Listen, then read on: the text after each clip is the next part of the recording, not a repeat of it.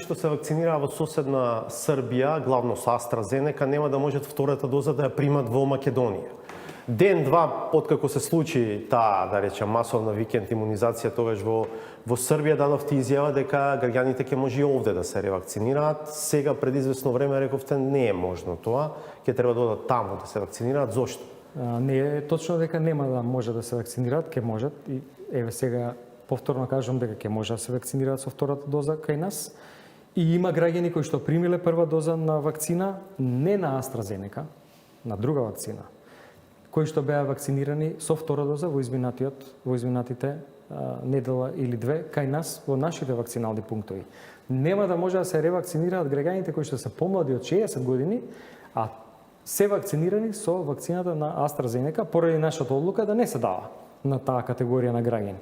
Што прават нашите експерти? Сега гледаат, ги пратат ставовите на многу национални агенции и различни европски земји за тоа дали евентуално како ревакцина може да се прими друга вакцина од друг производител. Германија, например, препорачува втора вакцина да биде за ревакцинација вакцината на Pfizer.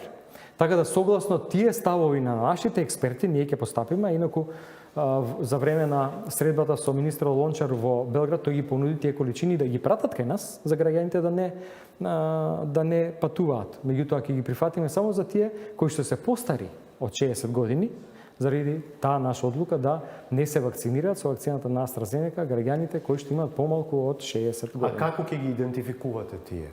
Треба сами да се пријават. Тие сами се пријавуваат, огромен број на граѓани одат на ревакцини во Србија. Си ги почитуваат закажаните термини за ревакцинација, дали во Ниш, во Врање, во Белград, и тоа го прават. Според укажувањата на стручните лица кои што работат у системот Мој термин, барањата за ревакцина не се преголеми кај нас, има само поединечни случаи и апропо тоа, така тие реагираат и ги закажуваат или не граѓаните кои што се јавуваат за ревакцина.